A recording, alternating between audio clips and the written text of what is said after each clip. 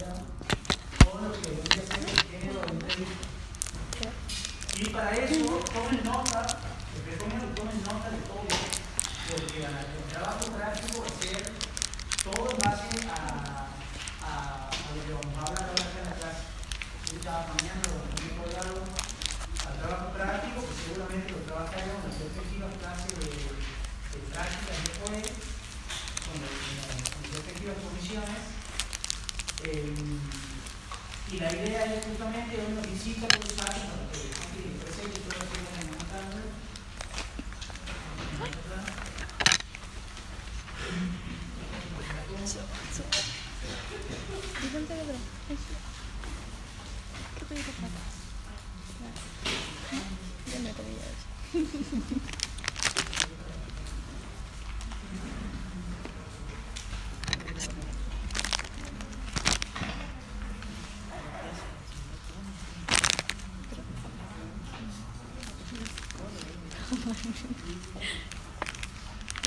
Nos acompaña. Hoy, como decía, la clase va a ser siempre eminentemente práctica. Hoy nos acompaña Luis Duarte, él es periodista actualmente del diario La Gaceta, es docente también de periodismo, es licenciado en comunicación. Luis, preponderantemente especializado en lo que es periodismo económico y de agro, trabaja también ahí, hace notas relacionadas con todo lo que tiene que ver con el campo y el agro en la Gaceta Rural, que es un suplemento que sale en la Gaceta, que es solamente de notas relacionadas a todo el ámbito del campo y de la actividad agroindustrial del humano. Y también durante otro tiempo trabajó mucho y también en uno de sus expertise, digamos, que es todo lo que tiene que ver con el periodismo policial. Ha trabajado muchos años en el área de policiales de la Gaceta y también muchos años en el área de economía. Actualmente trabaja en lagaceta.com, pero realiza notas de todo tipo, pero su especialidad, lo que él presta de más atención, tiene que ver con todo lo relacionado a la economía y también con todo lo relacionado a policiales. ¿Cuál es la idea con estas clases? Y de paso, para que vayan sirviendo lo que vienen preguntando por ahí de la dinámica del mismo parcial. Como ya lo tenemos comentado, el parcial va a ser eminentemente práctico. Ustedes tienen, y que venimos hablando del principio de año, periodismo en la materia, donde vemos los contenidos eminentemente teóricos, y la idea es que producción periodística ustedes ya trabajen por lo que es el periodismo. ¿Sí? ¿Por qué les hago además esta aclaración? Porque muchos preguntan qué teoría tenemos que estudiar para el parcial. Bueno, la teoría que tienen que estudiar para la teoría supuestamente ya la tienen, por eso esta materia es correlativa del periodismo, más allá de las cuestiones de subvención o no de las correlativas. Entonces supuestamente ustedes ya tienen los contenidos teóricos, conocen cómo son los distintos géneros periodísticos, y la idea es que en producción periodística ustedes produzcan contenidos periodísticos de los distintos géneros aplicados además a todo lo que tiene que ver ahora con las nuevas tecnologías, que también venimos hablando mucho con ustedes, que hoy el periodismo es digital casi en todo su espectro, y entonces por eso también venimos hablando con ustedes de todo lo que tiene que ver con producir cosas para las redes, para la web, para Instagram, y demás. El parcial va a tener un alto contenido de eso y de que ustedes puedan trabajar y preparar, en este caso, una entrevista. ¿Sí? Lo presento, yo lo voy a volver a presentar y lo vamos a hacer exactamente como en una entrevista. Yo voy a empezar hablando con Luis, de mayor a menor, sobre distintos temas que tienen que ver, en este caso, con su tarea. Y después, hacia el final, vamos a abrir un pequeño espacio para que ustedes, si quieren hacerle también alguna pregunta a Luis. Y Luis también era preparado ya para hablar un poquito, hacia el final de la entrevista, hablaré con él. Después de la entrevista, que él va a contar un poco cómo se prepara él mismo también para hacer entrevista, ¿sí? Para que les sirva a ustedes. Y les reitero, tomen nota, porque el trabajo práctico después va a ser en base a esta entrevista. Por eso teórica para poder, para que ustedes tengan el elemento para trabajar en las clases prácticas, con el trabajo práctico relacionado con el tema. ¿Sí? Yo ahora me presento con él, como empiezan a hablar, y hacia el final tomen nota, y así además es muy probable que les toque a ustedes en algún momento hacer entrevistas de este mismo tipo. ¿Sí? O sea, van a ir a una entrevista, a escuchar una entrevista, y después ustedes van a tener que escribir contenido periodístico a través de esa entrevista. O a veces participan ustedes mismos haciendo consultas que sirvan para su respectiva entrevista que escriban como parte del público, ese intercambio que hay, en este caso, entre dos personas. ¿Sí? Así que por eso, vayan tomando nota de lo que vamos hablando, sepan quién es él. Luis Duarte, lo pueden buscar en las redes, en el Instagram también Luis. ¿Cómo se busca la Luis? Chao, Duarte. Vamos a poner acá, que va a servir para saber quién es o presentarlo.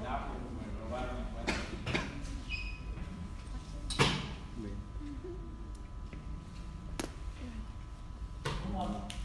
¿Un P? Luisao Duarte. Luisao, porque nosotros los amigos le decimos Luisao, lo decimos Luisao. Luisao. Entonces empezamos ahora, yo voy a empezar con la entrevista a él. Ustedes, como les decía, tomen notas si por ahí les surge alguna inquietud de algo que están pensando que les gustaría saber o preguntarle para que les formulen las preguntas hasta el final de la charla que vamos a tener con ellos. ¿Algo usted, profe, que quiera agregar o algo?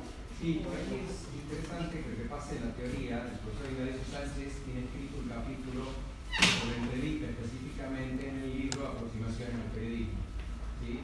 Entonces acá ustedes van a ver una entrevista y lo interesante de la teoría es repasar el hacer la preproducción, el cómo encarar, qué tipo de entrevistas se deben hacer o se pueden hacer.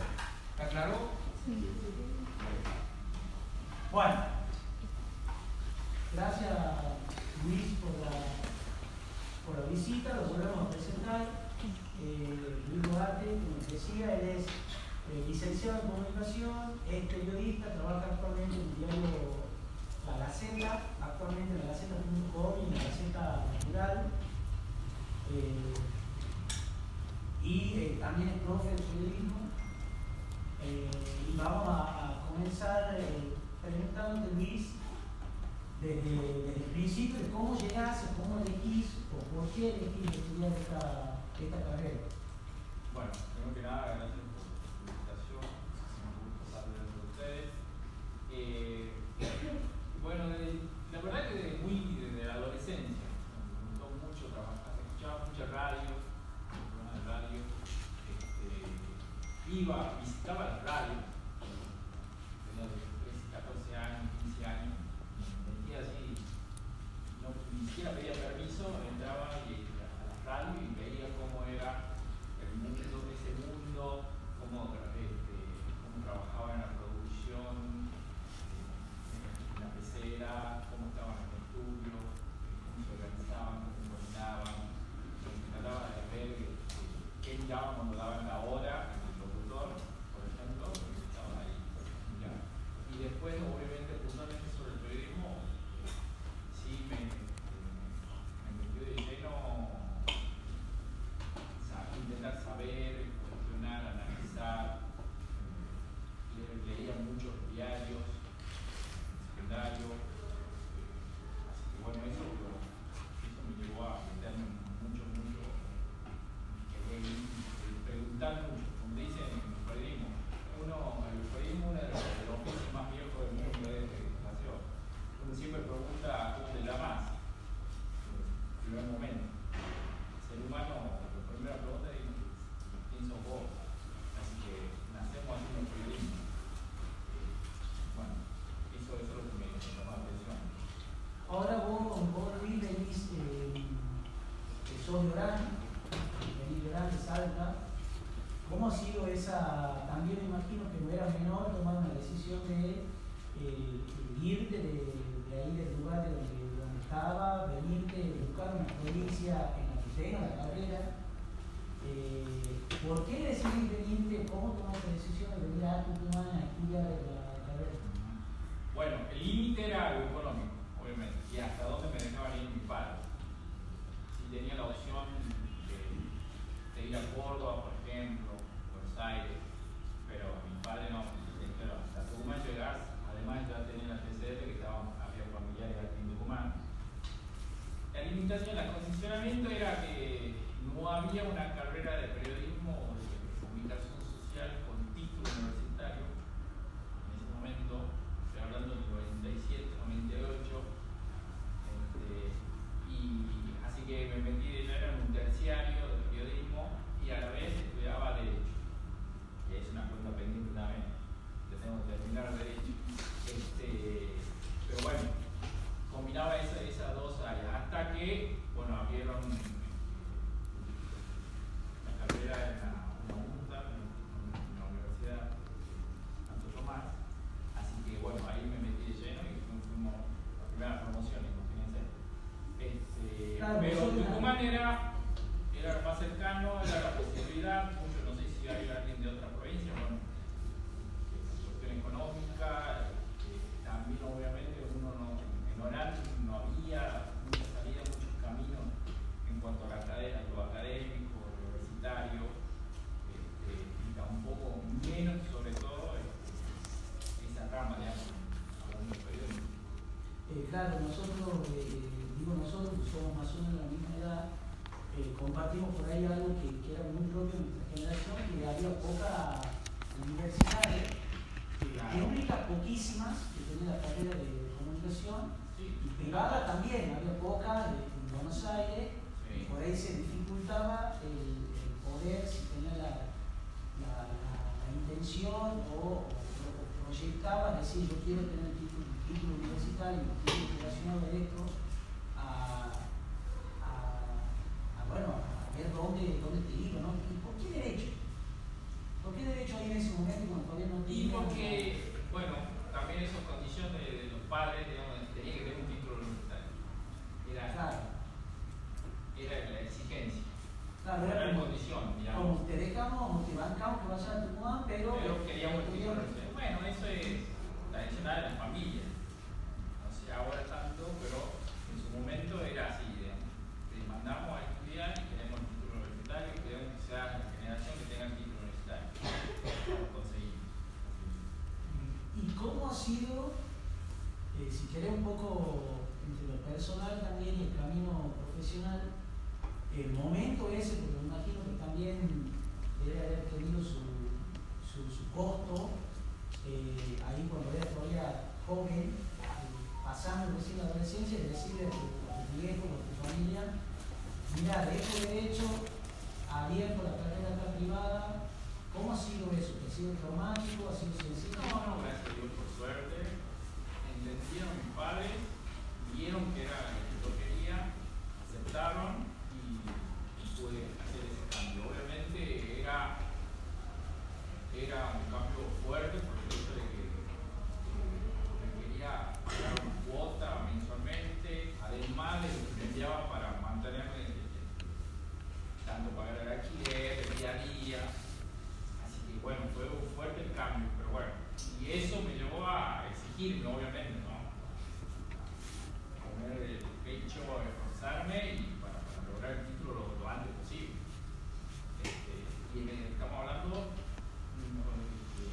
2000, 2001, 2002, plena crisis. Mi padre era empleado estatal, ha sufrido todo el descuento por parte del gobierno del salario, esa reducción de salario en ese momento. Explica un poquito eso, para dar el contexto, qué pasaba. Bueno, en ese momento estaba la crisis de 2001, ya antes, o sea, estaba el gobierno de la Rúa, donde ya se observaban señales de una crisis económica fuerte, crecía la desocupación, caía la producción de la economía nacional, ya había muchas empresas que cerraban, las importaciones eran muy fuertes en ese momento, estaban cerrando muchas empresas porque ya muchos se orientaban a las importaciones de productos. Muchas veces se fabricaba acá, por ejemplo, también finalizaba la parte del proceso de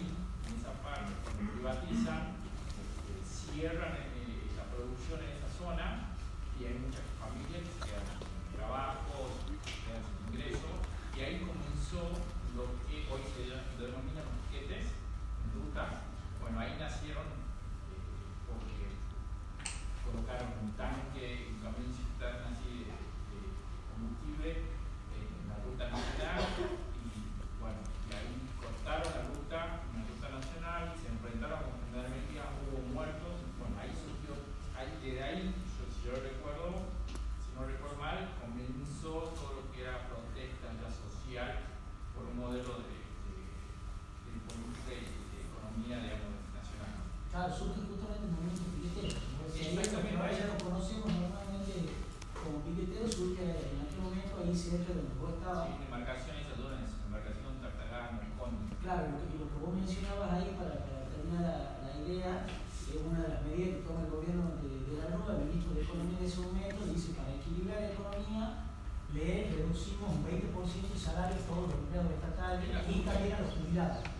Que lo que termina, se me estudiaba alguna vez en la escuela o en algún ámbito académico, es donde, bueno, termina con el estallido social fuerte en la Argentina y con la salida del gobierno de la Rúa apresurado después de tomar esa medida de recorte. Creo que lo que decía Luis, que se complicaba más aún estar acá en Sí, me acuerdo que, por ejemplo, Tucumán. bueno, el dinero que me enviaban era en pesos. Yo acá, aquí en Tucumán se usaba el bono. Claro. Entonces hacíamos, se llama ahora la bicicleta financiera, ya en ese momento, con 18, 19, 20 años, hacíamos una bicicleta financiera, entonces entregábamos pesos y nos daban más bonos tucumanos, y de esa forma teníamos para comprar un poco más, un poco más de red. Ya en ese momento ya se hacía bicicleta financiera. Y ahora ya entrando un poco a la vida ya de estudiante de comunicación, ¿con qué te encontraste cuando empezaste como estudiante de comunicación? ¿Era más o menos lo que pensaba? ¿Te encontró con un mundo que no era lo que esperaba? Y la verdad que sorprendido? ¿Qué? La verdad que tuve la suerte de estudiar y trabajar a la vez, en lo que a mí me gustaba. Porque en ese momento comencé a estudiar y al segundo año ya entré a trabajar en un diario aquí en Tucumán, que se llamaba El Periódico, que venía siendo semanario y por decisión empresarial han apostado a hacer los diarios, o sea, publicación diaria, salía todos los días. Entonces eso implicó incorporación de personal, de periodistas. Entonces, bueno, yo tenía contacto ahí adentro, por ejemplo, en Alessio, también estaba Ricardo. Ya estaba ahí se lo voy. Bueno, eso sí, lo conocía,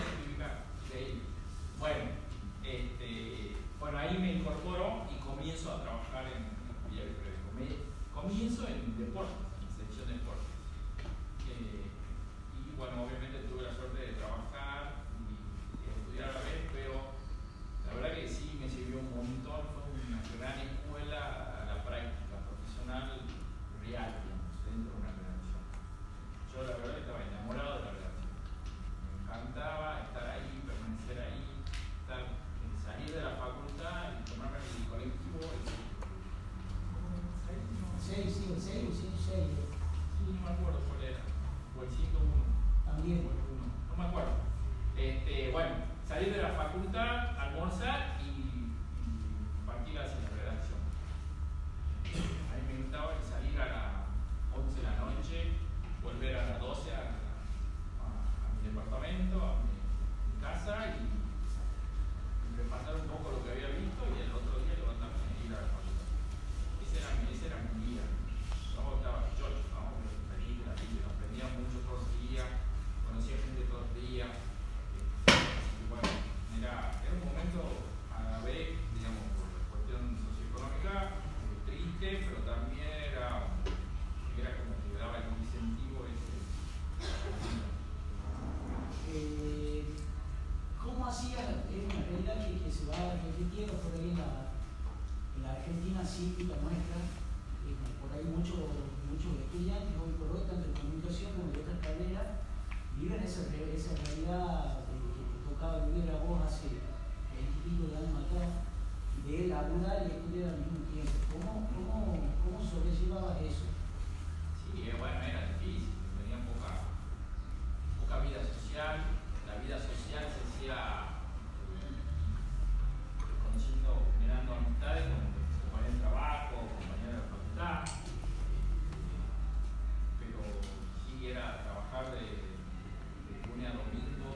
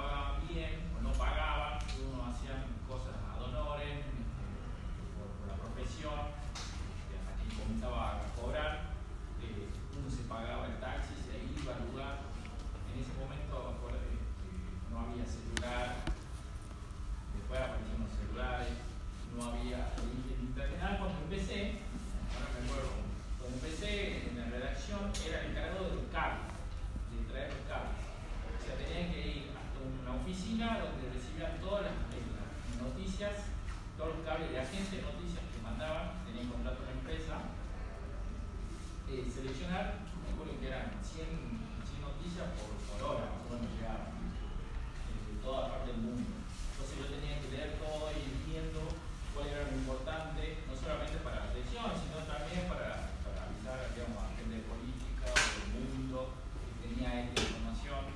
Bueno, agarraba los papeles, lo imprimía y los llevaba. Le daba al periodista para que después iba todo eso y se me la página. Bueno, comencé con eso. Después apareció una sola máquina, una sola computadora que tenía internet en la versión. Una sola computadora tenía internet. Así que tenía que revisar para la sección de deporte todos los sitios que existían en ese momento para poder obtener, por ejemplo, resultados de Fórmula 1, resultados del fútbol italiano, resultados del fútbol español, cómo había salido Barcelona, el resultado del torneo de tenis. Bueno, todo eso tenía que ver en una sola computadora. Obviamente venía el periodista que hacía mundo, tenía que ver, entonces nos peleábamos ahí para terminar rápido el trabajo. Creo que ahí hemos dado por ahí la clave de la rápida evolución que viene teniendo el periodismo. Bueno, obviamente parece un montón de tiempo, 20 años, pero digo, para el gran cambio tecnológico que ha habido, no es tanto tiempo y tan rápido todo. Claro, de repente hablamos en un momento donde ahora todos estamos acá, miramos el celular y sabemos cómo están los resultados de la Liga Europea, donde sea, y en aquel momento era literal rastrear la información. Era venir a hacer 100 metros de recorrido con una pila así de hojas y era todo impreso, con el título, bajada y el texto. Y todo eso había que leer para saber de qué se trataba, si era importante o no. Entonces, después pasamos a revisar en la computadora y también imprimir, también se imprimía, pero ya se imprimía y diseñaba la página web. Era revisar cada rato cuando se podía, pero era una sola computadora, como te dije, sola impresión. Si no tenía tinta, ya fui. Impresora. No, no tenía para mandarlo por la computadora al celular. No tenía para mandar nada. Me parece. Había que ir sí o sí, digamos, a revisar. No había WhatsApp para mandar la información, así la nota. Nada, no olvidé de eso. Era también el teléfono con tubo, también para hacer entrevistas, para hablar con alguien, que la otra persona también tenga teléfono. Pero obviamente en ese tiempo uno prefería salir a la calle, toparse cara a cara con el entrevistado, con el personaje, y eso también enriquecía mucho el laburo. Bueno, sí, en esto, por ahí nosotros lamentablemente nos encontramos y decimos en este caso a los alumnos, que suele ser la del periodista, particularmente dentro de todo lo que es la comunicación, una profesión ingrata en un montón de sentidos. Te da un montón de satisfacciones en otro, después vamos a hablar de eso, pero primero vamos por las cuestiones ingratas. ¿Cuál ha sido la primera frustración, ha sido el primer golpe que has tenido cuando estabas empezando el camino profesional, o capaz que más adelante, que has dicho, uy, ¿en qué me metí? Por aquí no era, o capaz si lo has pensado en algún momento eso? Sí, lo primero era justamente un deporte, cuando escribía algo que no le gustaba lavar, lo grababa, por ejemplo. Y te cruzaban un poco, te cruzaba todos los días, cuando iba a un entrenamiento y te cruzaba la barra que estaba ahí. Entonces te agarraban, te presionaban, te decían cosas. Entonces, de algún dirigente, sobre todo el entrenador, si no le gustaba algo que era de éxito, también te decían la cruz, te topaba con eso.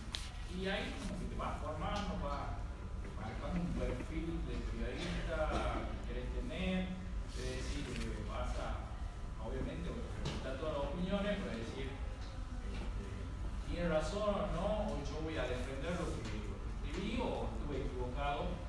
Ver eso, terminar de analizar tu trabajo, ¿no? Porque nosotros hay una frase de redacciones que dice: termina de corregir el texto al otro día cuando sale publicado. Uno tiene que releer lo que escribió después de varias horas. Bueno, ahora con la tecnología obviamente uno escribe, lo publica, lo vuelve a leer al día del toque. ¿Tenés posibilidad de corregir?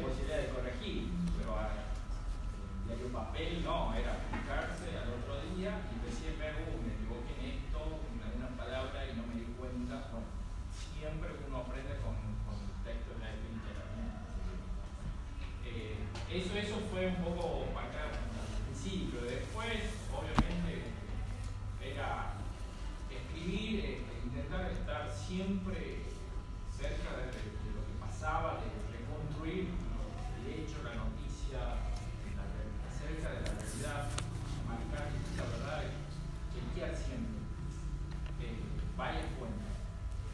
Siempre, bueno, yo me acuerdo que en ese momento intentaba aplicar lo que aprendía en la universidad y era desde el principio, hay que chequear la información, hay que chequear los datos, 2 fuentes como mínimo, 3 como mínimo, y ahí ir construyendo la historia, sumar todos los datos que tenés y dándole forma a la noticia, priorizando, dándole foco, dar criterio periodístico siempre, criterio noticioso. Bueno, eso fue un desafío de los primeros años. En eso vos has dado algo, la letra me parece que tiene mucho que ver con lo que por ahí marca la vida profesional de uno, los errores que cometemos a lo largo del camino profesional, que es la relación con la fuente. Porque de pronto vos decías, tengo cercanía, pasa en todos los ámbitos de cobertura, policial, político, no importa. Pero por ejemplo, en deporte, vos de repente decís, bueno, lo veo todos los días el técnico, para hacer de atleta, en este caso.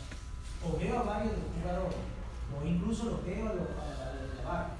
Entonces, de repente, por ahí te debe pintar la tentación de decir, me hago amigo del técnico, entonces... Una relación de confianza. Claro, pero si que cómo le pego, sobrepasa lo profesional, el trabajo. Que sí, es un desafío muy grande para el periodista. Hasta dónde llegar con esa relación de confianza, marcar los límites. El respeto tiene que ser mutuo, por otra parte tiene que respetar como periodista, y eso uno lo consigue con el trabajo diario, el trabajo que hace, el resultado del trabajo. El entrevistado, la otra persona, la fuente tiene que respetar, y vos también tenés que respetar a la fuente porque te dice, pero ambos tienen que saber diferenciar cuál es el trabajo del periodista y cuál es el rol de la fuente, digamos, es decir, cuál es la posición del fuente. Vos contame la verdad, yo te voy a dudar de lo que decís, también voy a estar por otro lado, pero también voy a escribir algo que a vos no te gusta. Te voy anticipando que voy a escribir algo que a vos no te gusta, pero que yo he chequeado que es verdad, es así, de hecho pasó.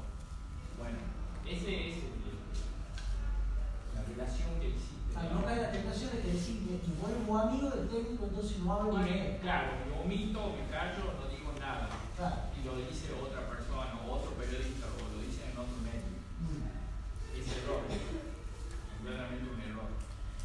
La relación con la fuente es eso, es tener una relación de confianza, pero marcando los límites. Yo voy a decir todo lo que pueda decir, todo lo que tenga prueba, compruebe que es así, aunque te guste o no. Y de la otra parte de lo que es la tarea, que si querés que es lo más formal, siempre ha sido difícil entrar a un medio, mantenerse en un medio, siempre mucha rotación, o porque el medio te deja fuera, o porque vos no estás conforme con lo que te ofrece ese medio. ¿Te ha pasado eso? Sí, muy desde chico. Comencé, era obviamente la resolución de no tener, a ver, uno cuando entra en una redacción o trabaja en un medio, quiere hacer todo ya de golpe, empezar a escribir, opinar, tener una columna, decir quién hace bien las cosas, quién hace mal. Y obviamente uno cuando entra no hace eso. Yo, por ejemplo, se va a mate. La primera semana. Se va a matar a los periodistas y ayudarle a decir, tráeme esto, también le traía. Es el inicio, digamos, en ese momento es el inicio. Después, ya vas como ubicándote, ya vas cumpliendo un rol dentro de un equipo de trabajo, vas teniendo tu lugar, ya van dando una tarea específica, aunque sea escribir un breve, no sé si vieron un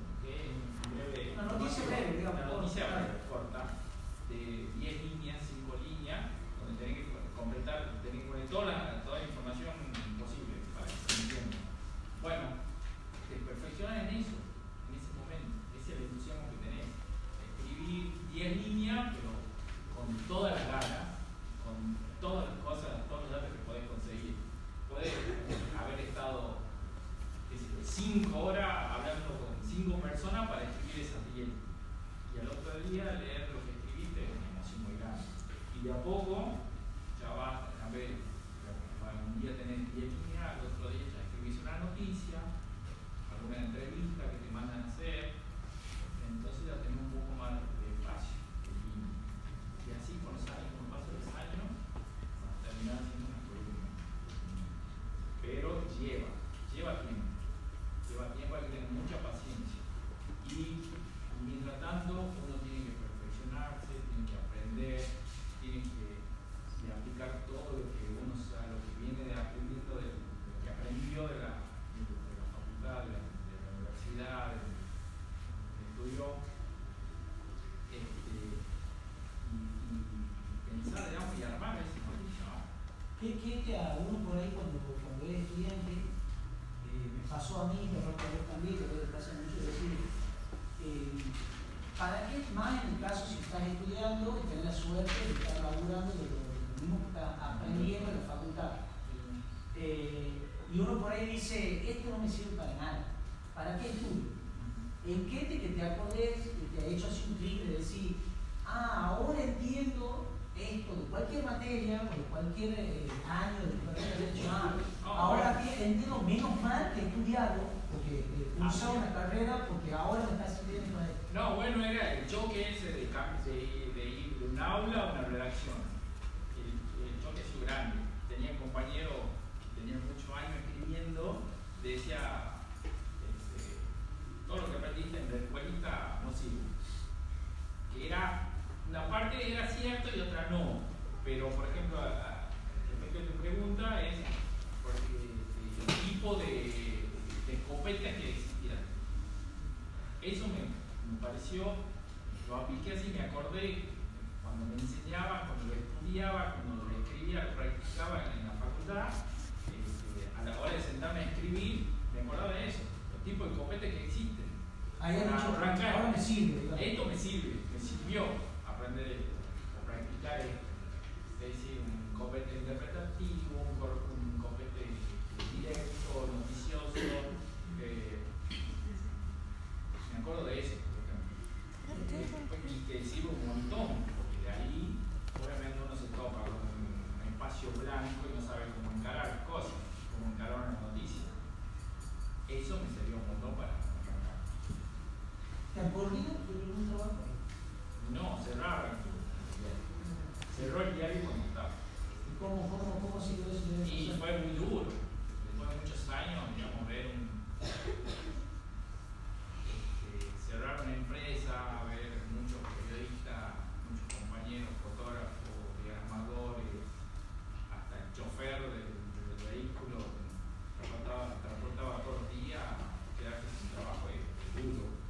En lo personal, no tener dónde mostrar el trabajo de uno todos los días a mí ha sido muy duro, muy duro.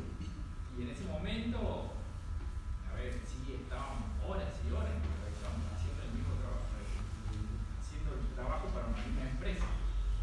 No es ahora que tenemos la posibilidad de tener varios trabajos, 1, 2, 3. En ese momento era 12 horas, 10 horas trabajando para una edición de diario, que veía el otro día, todo el trabajo, ¿no? Y ver que no tenía ese espacio para mostrar el trabajo día a día, ese cambio de rutina fue muy duro. Además de lo económico, ¿no? Además de lo económico. Cierra el diario en el que estabas, ¿cómo sigue tu camino? ¿Podés seguir dentro del periodismo o empezás a hacer otras cosas y después volver? ¿Cómo No, la verdad que a mí, hasta el día de hoy, yo no sé qué haría si no soy periodista. La verdad que pienso, veo todas las opciones que existen en el mercado, pero me gusta lo que hago. Por el hecho de que el periodista tiene la oportunidad, tiene el beneficio de plantarse de igual a igual a cualquier persona, a cualquier rol de la sociedad. Es gratificante ver que podés estar almorzando con empresarios que son multimillonarios al mediodía, estar con ellos,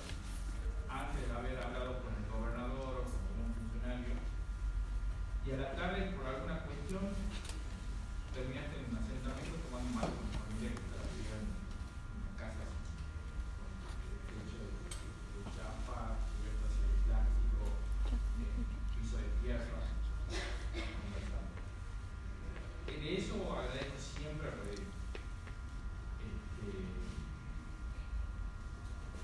Y eso también me ha permitido tener contacto, hacerme conocido, que mi nombre se conozca, y me llevó a tener contacto, y a partir de ese momento cuando cierra el diario, tener la posibilidad de integrar equipo en radio, trabajar en otros medios, en otros proyectos chicos, a través de los contactos, ¿no? Que me dan la posibilidad.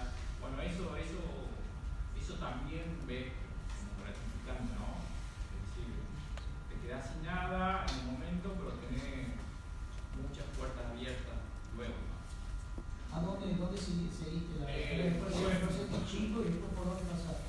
Estuve en radio, diarios chicos, muchas radios, estuve en Rock and Pop, en radios así muy chicas.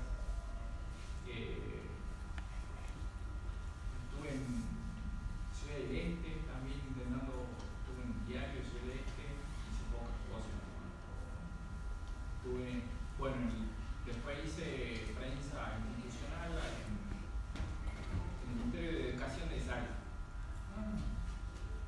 ¿Cómo ha sido eso con esa experiencia? Porque venías trabajando, de repente venías trabajando de este lado del mostrador, sí, periodista, y después de repente del otro lado, que es vos, que es la fuente de los periodistas. Exactamente, el nexo. Claro, el nexo, claro. Obviamente que uno sabe cómo se mueven los periodistas, qué es lo que interesa a los periodistas, intenta acceder, ofrecerle, darle toda la información que ellos necesitan, pero también te topas con que tener restricciones por otro lado. Es decir, el ministro o la ministra en ese momento de Educación decía, no quiero hablar con tal persona, tenés que manejarte, tenés que tener una cintura como para que no se enojen de ningún lado, pero obviamente tenés que respetar la decisión del jefe, ¿no?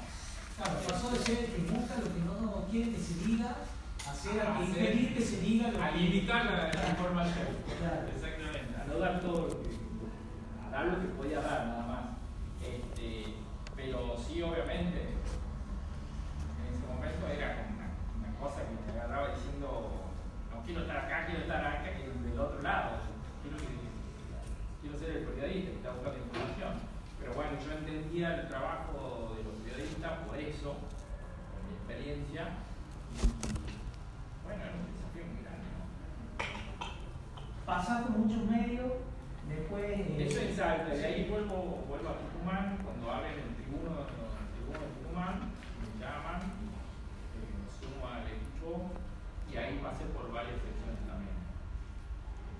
También una muy linda experiencia, porque era un proyecto nuevo, era un desafío de pelear contra la Gaceta, era un monstruo que es un monstruo, pero era un desafío personal de decir, compitamos con información, quiero competir, yo estoy en esta área, ¿quién es el periodista o la periodista que está en la misma área pero en la Gaceta? ¿Qué estaba Todos los haciendo? días. ¿Qué estaba haciendo? No, eso pasé por el deporte, en información general, hice un poco de todo. Pero en ese momento ese era el desafío, es decir, competir profesionalmente con otros colegas de otros diarios. Pero en el buen sentido, obviamente, ¿no? Eso te queda una adrenalina. Claro, porque después cuando íbamos a hacer cobertura no nos negábamos información ninguna. Salíamos a la calle, nos encontrábamos en algún lugar, si había un accidente o había un homicidio, nos juntábamos y nos cruzábamos información. Eso no había problema con eso. Si no, era cuestión de publicación. El otro día, ¿quién daba mejor información? Después, bueno, sigue tu camino, llegar a la Gaceta, también en papel, de repente, ¿cómo ha sido el pase o el quiebre que se ha dado de pasar a eso que era solo trabajar para el papel, donde la estrella de casi todos los medios de comunicación tradicionales era el diario de papel, y de repente, bueno, explota todo lo que es internet, los sitios web de información, después las redes sociales, y vos, bueno, terminás de hecho trabajando ya hace varios años, ya en una sección digital, prácticamente todo digital. ¿Cómo ha sido ese paso para vos? ¿Cómo ha sido natural? ¿No te has dado cuenta que ya estabas ahí? No,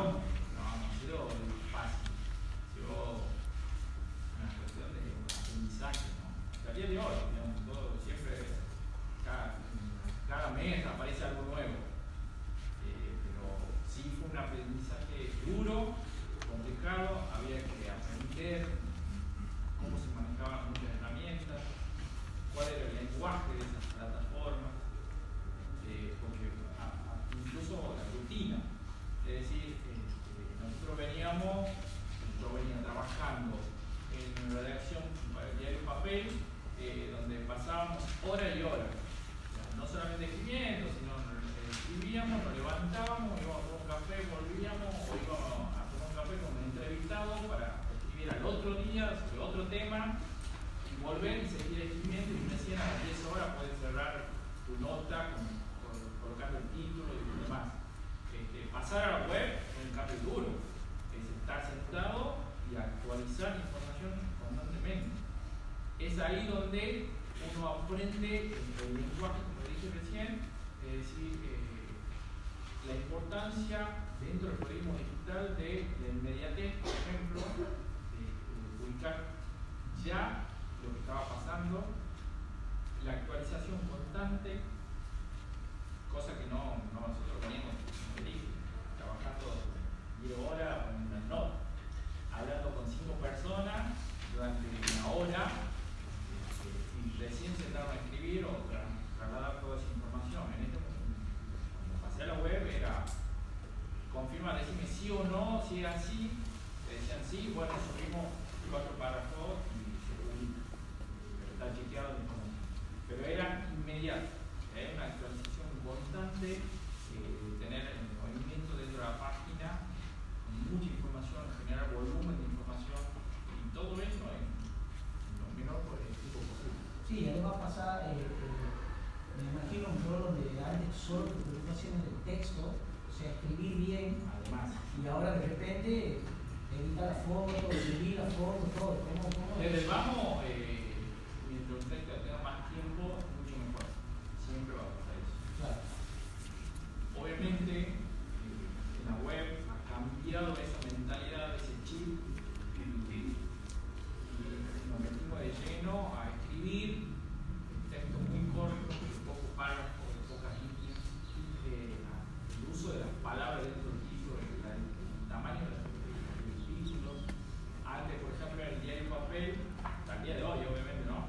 Estás muy condicionado con el diseño. Es decir, en un espacio del título te entran 4 o 5 palabras y tenés que idearte, imaginarte, y puede estar una hora para sacar un título que entre todas las palabras en ese espacio. Acá en la web decís, poner un título 15 palabras, 16 palabras. Ahora, por ejemplo, nos están aconsejando utilizar 16, 15 palabras porque es lo más visitado en la noticia. Claro, todo lo contrario de lo que pasaba antes. Contrario a lo que pasaba en el diario Papel. Por ejemplo, justo yo estaba en una época donde surgía o se acentúa mucho lo que se denominaba el nuevo periodismo.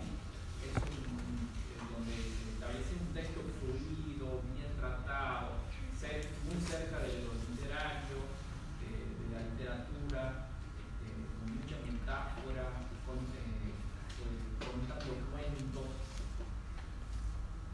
Y pasamos a hacer noticias duras, escritas de forma directa y en poco tiempo.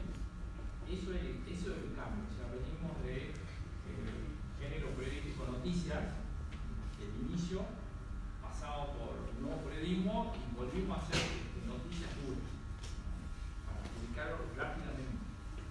¿Por qué? Porque ahí ya se comenzaba a notar que se leía poco. La gente necesitaba tener nueva información rápida, y la información que necesitaba en poco tiempo de venir.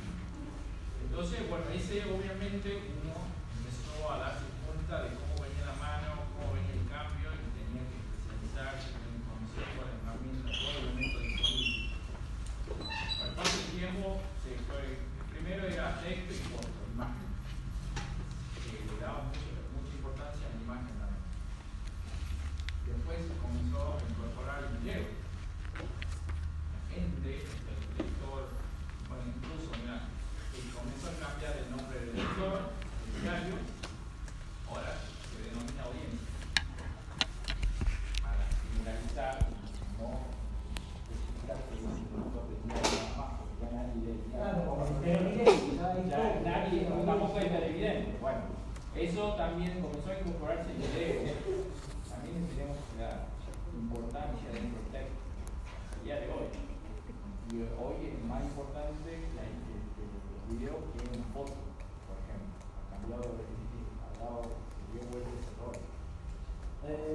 para ir cerrando, se nos va el tiempo, que decíamos que hay un camino de cambiar de un lugar a otro, de un medio a otro, pasado por un montón de lugares, pero ¿qué crees vos, qué son las grandes satisfacciones que te dio esta profesión, oficio, o qué recordás así como decir, wow, gracias al periodismo, tal cosa? ¿De lo profesional o de lo personal? No, bueno, y como dije, la chance de conocer varios mundos, de estar almorzando con funcionarios una tarde, estar en un asentamiento a la noche o al día siguiente, conocer, estar presente, ver el rostro de las personas, poder conocer a muchas personas, saber qué pasa afuera, no quedarse en lo que pasa a uno mismo, sino intentar saber, ser curioso de lo que está pasando afuera. Para que demás personas se enteren. Y esa forma, también uno del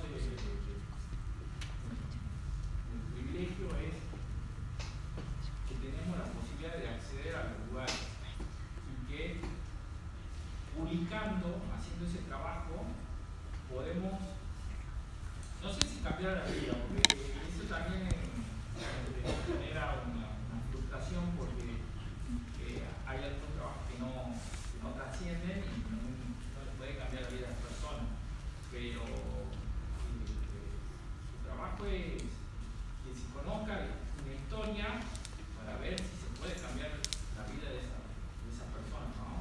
De esa historia, cambia la vida de esa historia. Si se consigue bien, y si no, pues se intentó, pero ese es tu trabajo. Ahí dijiste algo que me hiciste acordar. Vos sos muy crítico del trabajo que hacen los más jóvenes, inclusive de muchos de los chicos por ahí que están recién ingresando a la redacción, y creo que tiene que ver con esto que vos contabas recién, muy crítico de algo, la exigencia esta de que todo que sube ya en la web o en las redes sociales, de que hay como una generación de periodistas de escritores, que pongo en contacto con la calle cuando pasa en la calle. ¿Por qué? Porque te molesta eso. ¿Por qué? Sí. Bueno, hoy hay, en el primer momento cuando estaba todo lo que es el periodismo digital, el periodismo web, la inmediatez era una de las virtudes del periodismo digital. Hoy hay un debate de tiene una mirada o forma parte de una estrategia comercial de la empresa. La inmediatez es comercial. Hoy en día se debate eso. Y esa inmediatez y ese sistema de trabajo que se implementó en su momento sigue hoy, está en discusión nuevamente. Hoy lo que se habla es una tendencia es que el periodista tiene que volver a salir a la calle. ¿Por qué? Se encuentra con el desafío de la inteligencia artificial. ¿Cuál es la diferencia entre el periodismo y la inteligencia artificial? Es que el periodista puede ver el rostro del entrevistado, puede ver la realidad de lo que pasa. En cambio, la inteligencia artificial, después de haberse nutrido de los medios, de ser un servicio hoy para los medios, pero no te da esa mirada humana todavía, yo creo que no lo va a dar nunca, que le puede dar el periodismo, saliendo, mirando a la calle y mirando el rostro de las personas nuevamente. Y es que volvemos a decir lo mismo que decíamos hace un rato. A los periodistas les gustaba estar en la calle, salir a la calle para conocer qué es lo que pasa. No tenía celular, no podía llamar, no podía navegar en internet. Entonces tienen que salir a la calle para saber qué es lo que pasa. Bueno, volvemos a los orígenes. Hoy en día se debate eso para marcar la diferencia con la inteligencia artificial. Y respecto a tu pregunta, es eso. El periodista de oficina, el periodista que se ha quedado, se ha metido de lleno en la web, tiene ese chip de buscar todo rápido y chequear con una sola fuente. O publicar lo que ha recibido en un parte de prensa del gobierno. o de alguna institución o de una cámara empresaria, o de la policía, del parte policial. Y eso da un margen muy grande al error. Y se está notando mucho, se ha notado mucho, y el periodismo ha comenzado a perder prestigio por eso, a mi entender. Por eso hay muchas críticas, se reciben muchas críticas hacia el periodismo, hacia el trabajo periodístico. Por eso, porque hemos abierto esa imagen para cometer muchos errores. Cuando en su momento se decía hay que chequear la información, hay que ser riguroso, hay que defender el prestigio del nombre del periodista, no equivocarse, ser transparente. Bueno, hay que volver a eso, a mi entender. Preguntas, chicos. ¿Alguien quiere hacer alguna pregunta, Luis, sobre algo en particular, sobre lo que ha dicho o algo que no ha dicho y quiere saber? ¿Alguno? Yo tengo una pregunta, más que nada, porque es su opinión sobre esto que estaba contando recién, el tema de la digitalización del periodismo. ¿Usted nota que hay como una tendencia, yo digo como refrito, que el periodista se sienta en la compu, busca información de otros medios y en base a eso hace su noticia?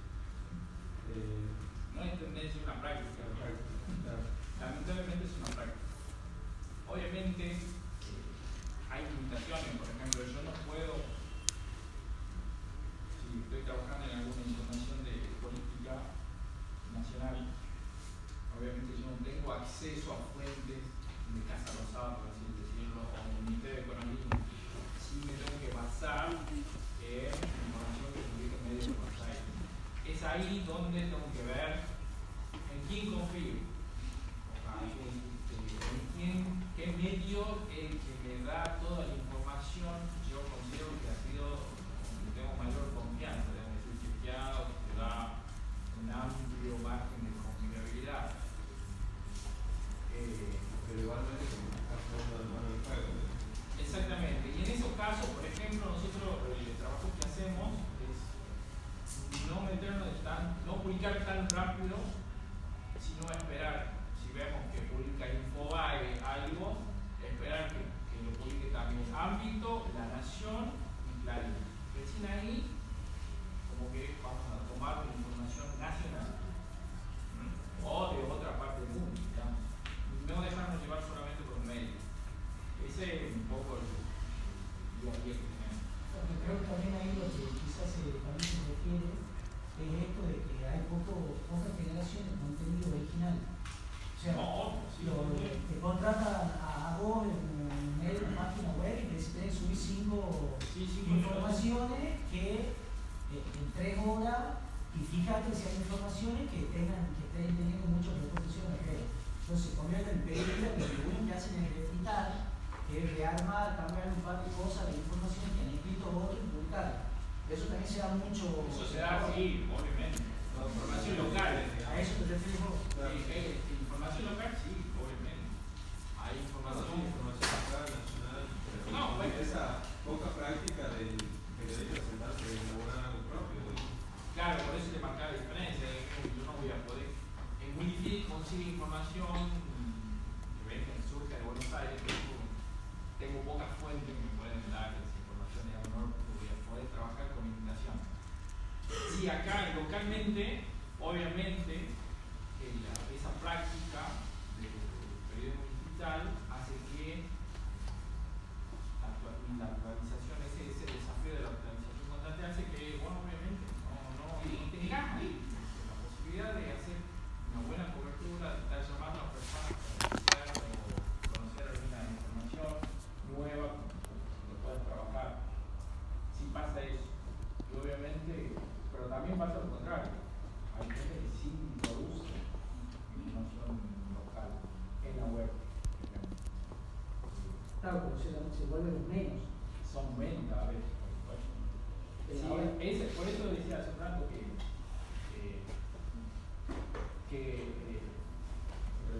no echamos la culpa, hay una culpa respecto de esa práctica que tenemos dentro de la comunidad escribir en base a lo que uno lee o publica o que ve en Facebook o en Instagram y replicarlo en medio. O sea, y no chequearlo, digamos, no ser riguroso con esa información. Más allá de que el producto sea local o que saque de alguna información por alguna plataforma, si hay una práctica errónea en ese sentido. Claro, pero ahí también hay una parte de responsabilidad, digamos, de los medios, de los dueños de los medios, de tener periodistas que solamente hagan eso. O sea, de interesarles que suban información, no importa de quién, y no se está perdiendo ese eje de subir informaciones que son virales, que son de otros, y no decir, no, de destinar periodistas que salgan a generar información propia, original. Sí, una cuestión, digamos, también una decisión empresarial. ¿Cuántos periodistas voy a tener en una redacción? ¿Qué es lo que quiero que surja de esa redacción? Información, producción local, tenga un valor local, salido de la redacción, que ya he trabajado con periodistas del diario, de la empresa, o quiero volumen, mucha información, entonces, y tengo poco periodismo. Entonces eso te lleva a limitar, a decir, bueno, no voy a producir una información, te cuesta más de una hora. O sea, tenés que llamar a 2 personas y sentarte a escribirlo. Y en esa más de una hora, hora y media, ya subió 3 informaciones de otro medio. Esa es la diferencia. Claro, y eso genera también por ahí toda una generación de periodistas sin cuenta. Exactamente. O que no sepan entrevistar. Eso, justamente, que no saben tratar con una fuente. Es decir, llamarlo a el director técnico del Atlético y no saben cómo instalar eso. Esa conversación me parece fácil. No tienen el número de teléfono. Claro. No tienen el número de teléfono. No saben a quién dirigirse. Hoy se ve esa limitación. Incluso en su generación, hoy, con el tema de WhatsApp, por ejemplo, no llaman. La primera opción es no llamar por teléfono. Si no, mandan mensaje. Hola, ¿puedo hablar con usted? O le hago una pregunta. Y ese es el contacto que tienen hoy con los fuentes. Nosotros antes era, vamos a buscar a la casa a la puerta y esperarlo ahí un rato, cruzarlo, o llamarlo por teléfono. Lo primero que es, hasta el día de hoy, lo primero que hago es llamarlo por teléfono. Si no me contesta, recién me mando un WhatsApp. Hoy al revés, no edita, hace todo lo contrario. Manda un mensaje y dice, ¿qué le puedo llamar? Compañeros de 20 años, digamos, que trabajan en el diario, me dicen, pero llamalo por teléfono. ¿Lo puedo llamar? Sí, lo puedes llamar. Bueno, eso pasa hoy en la televisión.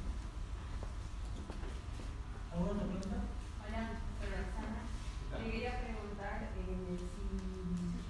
cómo llegó a trabajar en la Gaceta y qué fue lo que lo motivó a elegir ese medio.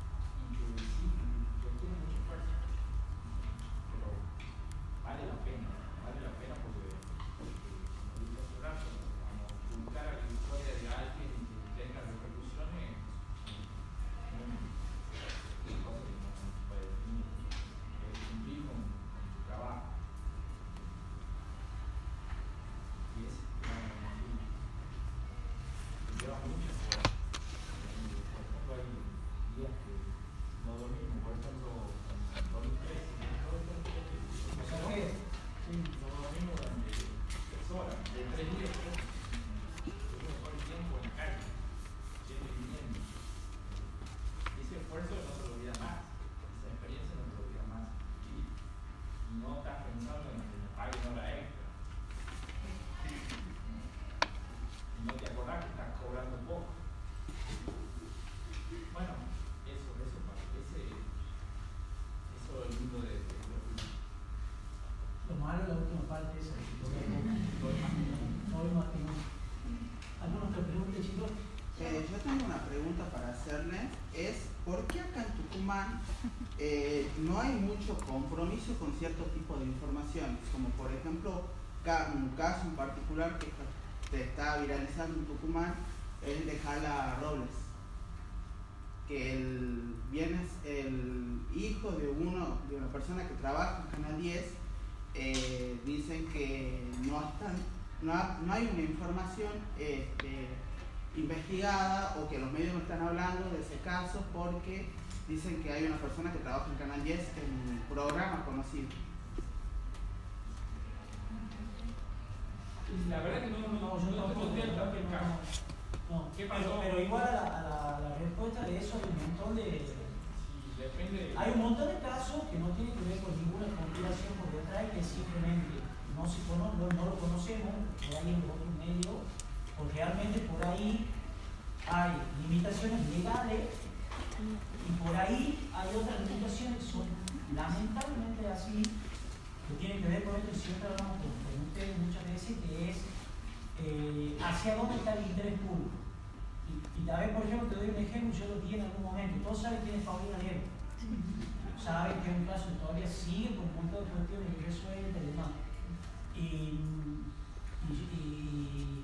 yo me preguntaba también, vos decís, a ver, Alberto Lego, todos los martes haciendo la marcha, caminando solito a la plaza pidiendo justicia por su hija desde el 2006, y uno se pregunta, ¿y por qué nadie le da bolilla a esto? Y bueno, a veces pasa, lamentablemente, tanto de los medios como de nosotros como sociedad, y por ahí uno mira al medio, pero también lo ve como sociedad, y es porque se pierde el interés público. Así como decir, ¿por qué la Gaceta, o por qué Canal 10, o por qué cualquier medio no publica la marcha de todos los martes de Alberto Lego que sale a reclamar? ¿Y por qué ninguno está marchando junto con Alberto Lego pidiendo justicia y hay 3 acompañantes? Entonces, hay temas que tienen que ver con esto y que salen de la agenda de los medios, lamentablemente, aunque sean importantes. Y obviamente que también hay temas donde hay muchas presiones de distintos lugares para que no se publique de tal cuestión. Ahora, yo no conozco a nadie tan importante, Canal 10, como para que venga a mí, por ejemplo, que la Gaceta y me diga no publique de eso, yo no lo publico. Menos el dueño de la Gaceta, por ejemplo, ¿entendés? Real, objetivamente te lo digo. Pero pasa, si pasa eso que vos decís, en este caso puntual no conozco, pero por ahí también tiene mucho que ver con la agenda, digamos. Es como decir, yo vivo en San Pablo y el club de fútbol de San Pablo es furor. Además, realmente es furor. Cada vez juega San Pablo, está llena la cancha, se paraliza la ciudad de San Pablo. ¿Y por qué no está en los medios? Y bueno, porque le interesa solamente a la gente de San Pablo, no es que el resto de la provincia le interesa poco lo que pasa en San Pablo. Entonces, por ahí pasa tan amplia, todo el tiempo pasa todo, seleccionar que es importante, lamentablemente a veces tiene que, a ver, nosotros nos pasa un montón de veces, te llama alguien y te dice, hace un mes que no tengo luz en mi cuadro, no tengo agua en mi cuadro. Y vos decís, venimos reclamando.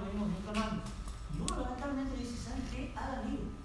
Porque la única manera que entra en el radar de los medios es ir a una marcha, cortar la calle, prender 3 kilómetros cuadras para que pueda entrar en ese radar y lo que decía Luis. Y vos capaz de tener, bueno, va a cubrir esa nota y tener una gran satisfacción que gracias a esa nota, si querés, entre comillas pequeña, que ha publicado, y capaz que después de ese mes le soluciona el problema de que no tienen agua. Pero a veces tiene que ver con eso, de cómo entrar, que hay otra cosa, cómo entrar en el radar de los medios, o cómo los medios se ocupan de determinados temas. Por ahí vamos un poco más por ahí, me parece. Y es que tener contacto con los medios. Pero sí también es, y ahí viene, perdón, para seguir relacionado, perdón Luis, con lo que nosotros enseñamos en materia de periodismo, cuando nosotros hablamos del discurso autolegitimante de los medios,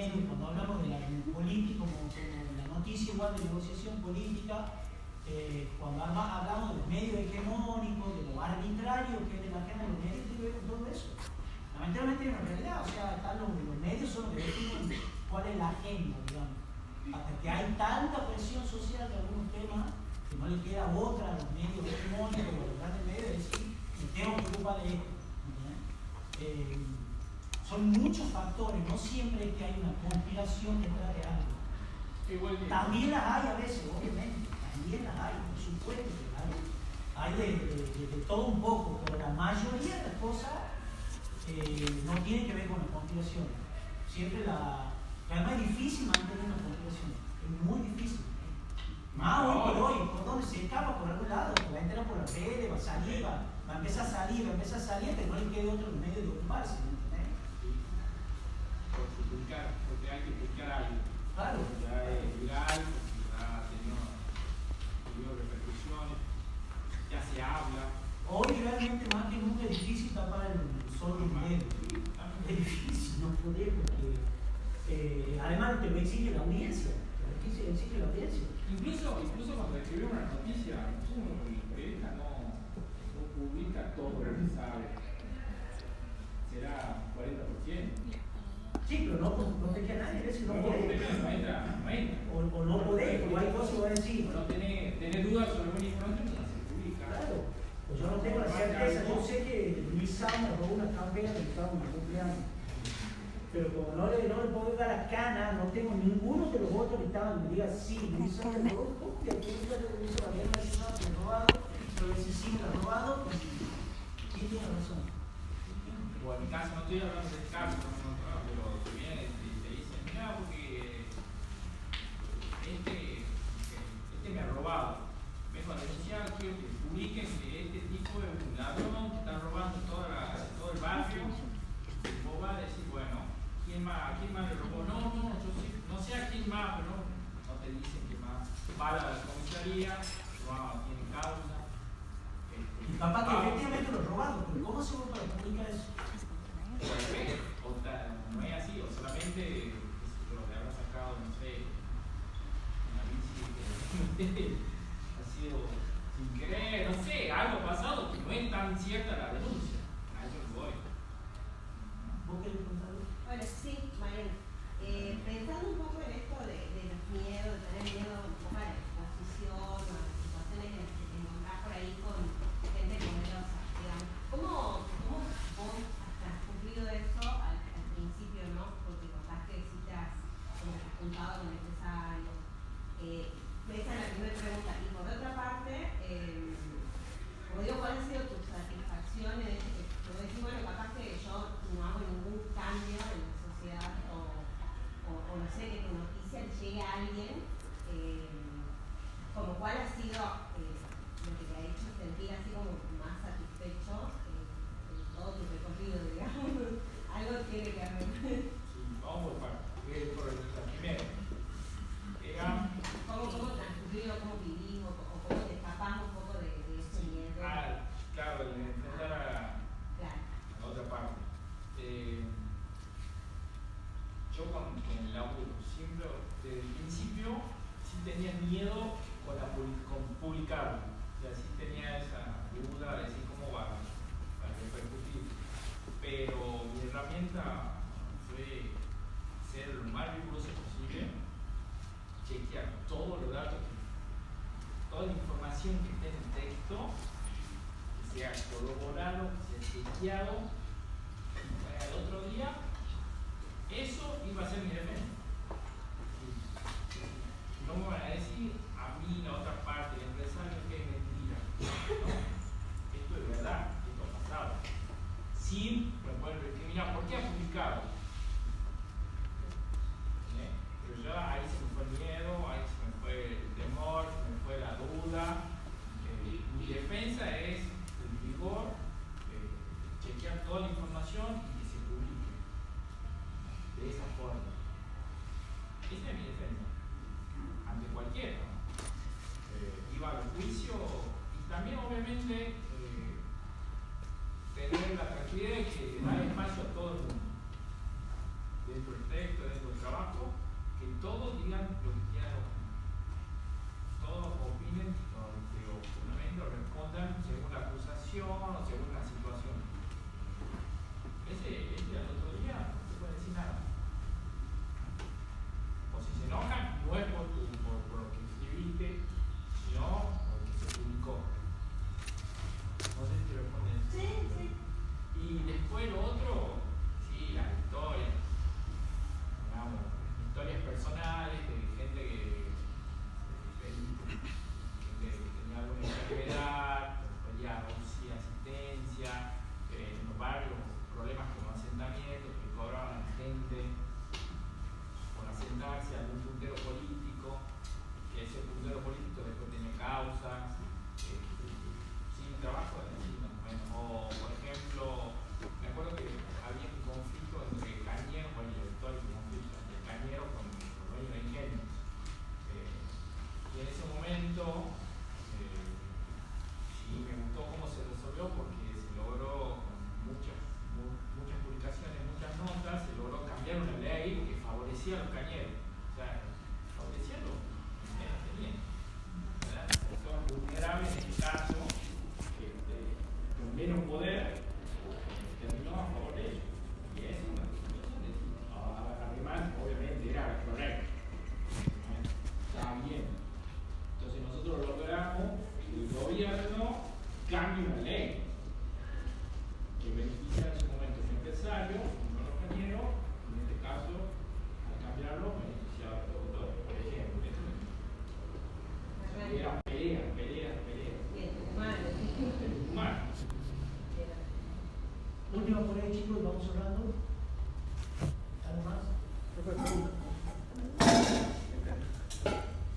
¿Qué opina usted como periodista del uso de la guía en el periodismo? Inevitable no usarlo, hay que usarlo, pero tiene que ser una herramienta, no tiene que ser la base del trabajo. Lo único que hace con eso. Yo lo utilizo, por ejemplo, dentro de la redacción, dentro de las chistes que hay en las redacciones, todo un área, por ejemplo, de correctores. Ya no existe, antes existía un área de correctores. Lo escribías y había un corrector de pruebas, una persona que sabía. Generalmente la licencia de letras, licenciada de lengua, que veía todas las páginas, todas las notas que escribía y corregía, que hacía la corrección, que cambiaba el título, las palabras. Con toda esta evolución, el avance de tecnología y decisiones empresariales, han eliminado esa área. Entonces, ¿qué pasaba? Había filtros de correcciones, por ejemplo, de Inarecio o Pozo, editor. claro. Leía el trabajo de otro periodista, tenía que corregirlo, corregía hasta eso. Pero eran pocos filtros y pasaban los errores. Hoy hay que tener mucho cuidado con eso, con los errores de ortografía, de gramática, saber escribir, eso es fundamental. Dentro del código de ética hay que saber escribir, saber hablar y utilizo mucho esa herramienta de inteligencia artificial para corregir gramática, que si no se me pase algo, no cambio, si yo lo escribo, lo paso, no cambio lo que me aconseja la inteligencia artificial, mantengo las mismas palabras, la misma oración, la misma puntuación, y sí correcto la parte gramatical, si me equivoqué en alguna palabra. Claro, no cambia lo conceptual. La idea no se cambia, no lo cambia. Para eso utilizo la inteligencia artificial. Después, para obtener información, puedo consultar, pero desconfío totalmente. Prefiero chistear y salir a la calle o chistear por teléfono o hacer mi averiguación por práctica. Sí me resulta fácil que te haga un resumen de un archivo de un fallo judicial, por ejemplo. Que defina, digamos, por otro lado. Pero sí, también lo leía el archivo judicial para ver si lo que me dijo el inteligencia artificial está bien. Lamentablemente, eso es lo que se aconseja ahora. Utilizarlo, pero revisar también lo que te da. Hay mucho error. ChatGPT da mucho error.